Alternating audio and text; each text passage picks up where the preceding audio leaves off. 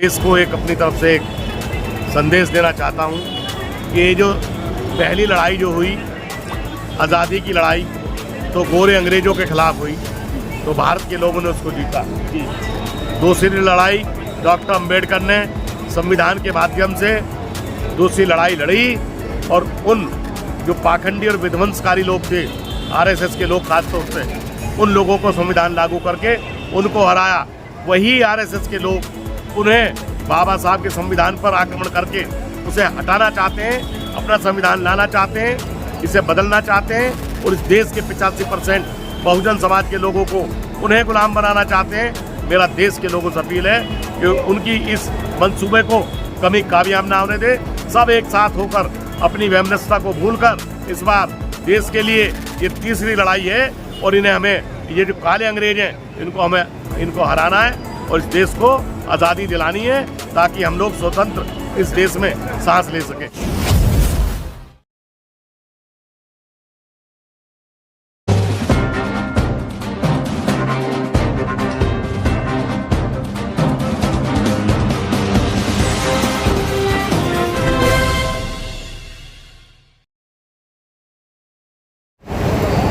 साथियों नमस्कार, मैं राजकुमार गौतम। देखा जाए तो 2024 लोकसभा का चुनाव है और तमाम राजनीतिक पार्टियों के कैंडिडेट चुनाव मैदान में हैं और हम गाजियाबाद लोकसभा सीट की बात करें तो डोली शर्मा अपने राष्ट्रीय गठबंधन की यहाँ से, और हमारे बीच जो है हमारे साथ हैं पुष्पांकर देव जी, जोन प्रभारी पश्चिमी उत्तर प्रदेश एससी प्रकोष्ठ से।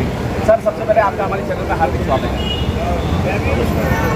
आप पुष्पांकर जी, देखा गया है इस समय जो है गठबंधन की प्रत्याशी डोली शर्मा जी का चुनाव कैंपेन में आप यहाँ आए हैं गाजियाबाद और पश्चिमी उत्तर प्रदेश आप देख रहे हैं, क्या कहेंगे चुनाव को लेकर? अभी पश्चिमी उत्तर प्रदेश का चुनाव 2 चरणों में है। पहला जो चुनाव है और जो दूसरा चुनाव है अभी 19 तारीख को, और दूसरा चुनाव जो है 26 तारीख को। तो मेरे पास पश्चिमी उत्तर प्रदेश में जो पश्चिमी उत्तर प्रदेश में मेरे पास जो है 3 मंडल हैं। एक मंडल है सहारनपुर, एक मंडल है मेरठ और तीसरा मंडल है मुरादाबाद।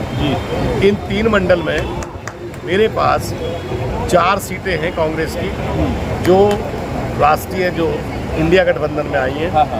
एक सहारनपुर है, एक गाजियाबाद है, यहाँ से डोली शर्मा है, सहारनपुर से इमरान मसूद है और बुलंदशहर से जो है शिवराम वाल्मीकि जी हैं और दानिश अली जी अमरोहा से।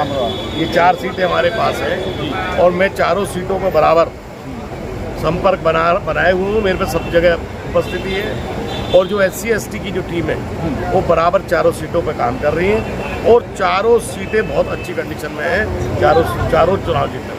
आप SC प्रकोष्ठ की बात करें, SC प्रकोष्ठ में देखा जाए तो तकरीबन जितनी भी वोटें होती हैं वो सारी बसपा की होती है, तो आप अपनी कैसे मानते हैं? नहीं, ये माना जाता था कि जो SC की जो वोट थी, SC की जो वोट थी वो बसपा की हुआ करती थी। ये आपका कहना बिल्कुल ठीक है, लेकिन बसपा किसको लेके चली, किसके आदर्श को लेके चली? बसपा आदर्श लेके चली तो बाबा साहब डॉक्टर अम्बेडकर को लेके चली। बाबा साहब डॉक्टर अम्बेडकर द्वारा निर्मित जो भारतीय संविधान है उसको लेके चली। तो आज हमें बसपा की ज़्यादा जरूरत नहीं है, आज हमें जरूरत है तो भारतीय संविधान की है, बाबा साहब की विचारधारा की है। और ये जो ब्राह्मणवादी लोग, ये मनुवादी लोग, ये विध्वंसकारी लोग जो भारतीय जनता पार्टी में बैठे हैं, ये आज इस देश के संविधान को इसको हटाकर दूसरा संविधान लागू करना चाहते हैं। इसलिए इस देश के तमाम जितने भी दलित समाज के लोग हैं, बहुजन समाज के लोग हैं, उन्होंने निर्णय लिया है कि हम लोग इस बार हम बाबा साहब के संविधान को बचाने के लिए हम जो है इंडिया गठबंधन को वोट करेंगे। हम जो भारतीय जनता पार्टी को वोट नहीं देंगे, NDA की सरकार को वोट नहीं देंगे। अभी हाल ही में गठबंधन की जो है रैली हुई थी रामलीला मैदान में, उसकी बात की जाए तो लोकतंत्र बचाओ, संविधान बचाओ, देश बचाओ और मोदी भगाओ, इस पर क्या कहेंगे फिर आप? नहीं, जो अभी रैली हुई थी रामलीला मैदान में जो इंडिया गठबंधन ने की थी वो बहुत बड़ी सफल रैली हुई है।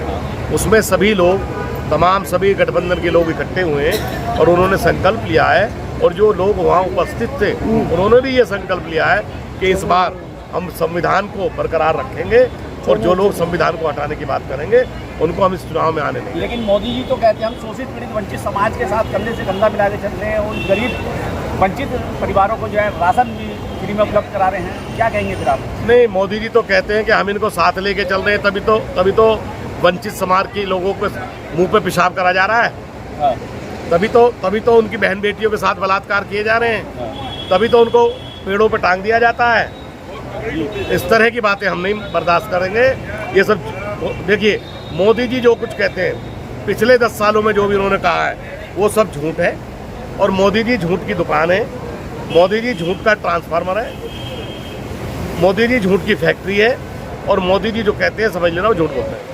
वो तो कहते हैं कि हम जो है तमाम देश के अंदर एम्स खड़े कर दिए, IIT खड़े कर दिए, और इसके अलावा जो है तमाम जो है शिक्षण संस्थानों को बढ़ावा दे रहे हैं। फिर आप जुमलेबाज कैसे कह सकते हैं मोदी जी? नहीं, हमने तो कहा ही नहीं, वो तो खुद ही कहते हैं। जो इस देश के जो गृह मंत्री हैं वो खुद ही कहते हैं कि 15 लाख का तो जुमला था, 2 करोड़ नौकरी जो देनी थी साल में, वो तो एक जुमला था। तो जुमले की बात तो उनके खुद ही गृह मंत्री कहते हैं, और यदि वही अच्छे से उन्हें पहचानते हैं तो हमें इस बात का विश्वास करना चाहिए। दोनों दोस्त हैं, एक दोस्त बता रहा कि नहीं वो तो जुमला था, तो हम तो मानते हैं जुमला। क्या लगता है इस समय जो है जो SC प्रकोष्ठ में आप काम कर रहे हैं और दलित समाज की वोट में सेंध लगाने का काम कर रही है कांग्रेस, क्या वो दिन फिर लौट के आएंगे कांग्रेस के पास में जब दलित समाज की भरपूर वोट मिला करती थी?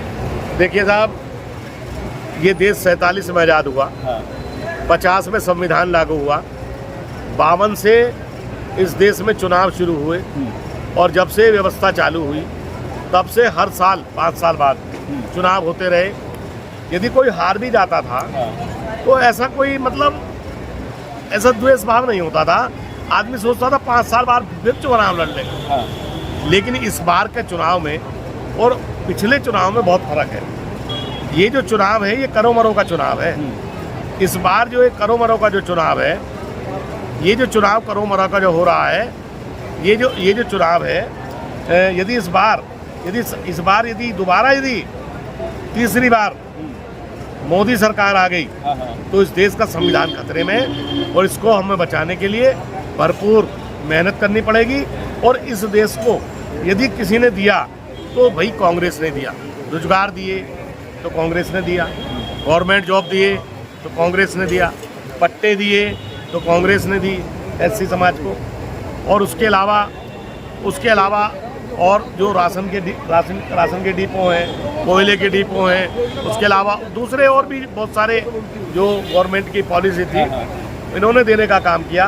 पिछले 10 साल में बीजेपी ने कोई भी दलित समाज के लिए काम नहीं किया, बल्कि विध्वंस करने का काम किया। लोग ओवर एज हो गए, लोगों की उम्र बढ़ गई, आज तक रोजगार में नहीं आ पाए। ये बहुत सारी चीज़ें हैं, अब लोग बर्दाश्त नहीं करेंगे। देश के गृह मंत्री तो पुष्पांकर जी कहते हैं कि हम 50 साल तक इस देश की सत्ता से जाने वाले नहीं है जब तक EVM हमारे पास है, तो आप कैसे उनको सत्ता से विहीन कर देंगे? देखिए साहब, वो ये कहते हैं कि हम 50 साल तक नहीं जाएंगे, वो तो ये भी कह सकते हैं हम 100 साल तक नहीं जाएंगे। वो तो वो कह रहे हैं ना, ये तो जनता तय करेगी कितने साल किसको रखना है, कितने साल किसको रखना है, जनता तय करेगी। रही EVM की बात, EVM तो अभी कर्नाटक में भी थी, तो कैसे हार गए? दूसरे स्टेटों में भी सरकार चेंज हुई है, तो EVM से हुई है ना। और इस बार क्योंकि सरकार बदल रही है, इस बार इंडिया गठबंधन की सरकार आ रही है, ये हमसे पहले, ये इस देश की जो संस्थाएं हैं उनको पहले पता लग जाता है।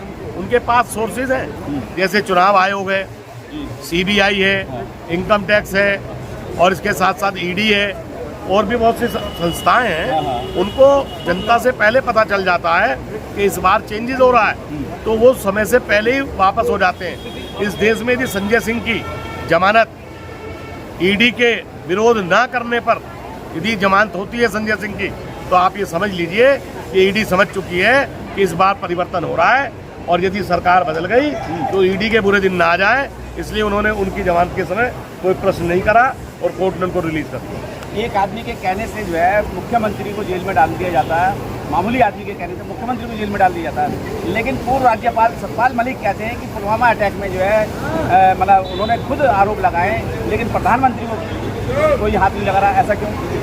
देखिए, एक व्यक्ति के कहने से केजरीवाल साहब को जेल में डाल देना, हाँ, मुख्यमंत्री हैं, सोरेन साहब और आपके वो क्या नाम उनका, हेमंत सोरेन, हेमंत सोरेन जी को जेल में डाल देना, यही तो अनडिक्लेयर्ड इमरजेंसी है। हाँ, यही तो अघोषित आपातकालीन है। ये जो इमरजेंसी में और होता क्या है, इमरजेंसी में यही होता है, वो चल रहा है। और देखिए साहब, ये जब अति हो जाती है ना, उसका अंत भी होता है, और ये इस बार इसका अंत होना निश्चित है। जिस तरीके से महाराष्ट्र से आवाज़ आ रही है कि किसी भी तरीके से जो है, चाहे लोगों को भूखा रहना पड़े या कैसे भी रहना पड़े, लेकिन मोदी सरकार से छुटकारा पाना है, तो कैसे जनता जो है छुटकारा पाएगी? इस बार लोगों ने निर्णय ले लिया, इस बार इस देश के लोगों ने निर्णय ले लिया, क्या हम घर पे खाना बाद में बनाएंगे, उससे पहले हम वोट डाल के आएंगे। पहले वोट डालेंगे, ये हमारा राष्ट्रीय पर्व है, ये हमारा राष्ट्रीय पर्व है लोकतंत्र, और इसलिए हम पहले खाना नहीं बनाएंगे घर में, पहले हम वोट डालेंगे, वोट डाल के आने के बाद हम लोग खाना बनाएंगे और फिर उसको सेलिब्रेट करेंगे, और अपने पड़ोस से लोगों को भेजेंगे कि हम वोट डालिए आए, आप भी डाल के आओ।